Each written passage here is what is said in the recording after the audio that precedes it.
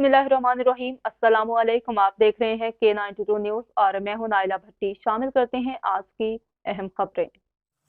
Sindh press club अंगोपीर में हुसैन अली वल्द मोहम्मद चांडू ने press conference करते हुए कहा कि 7/3/2023 को रात को 1:30 बजे ख्वाजा अजमीर नगरी पुलिस ने मेरे घर पर चढ़ाई की।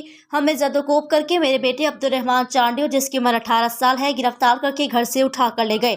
हमें बोला कि सदर पुलिस है। बाद में हमें पता चला कि अजमेर नगरी पुलिस है और अब्दुर्रहमान पर 4 FIR दर्ज कर दी।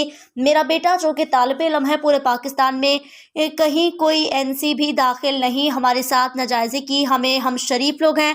मैं एक सोशल वर्कर हूं। मैं अपील करता हूं आला हुकाम, chief justice high court, CM Sindh, IG Sindh, DIG west, SSP west से इसके JIT जोड़ी जाए, इसकी शिफाफ इंक्वायरी कराई जाए। अगर मेरा बेटा किसी क्रिमिनल एक्टिविटी में है तो इसको सरेआम सजा दी जाए।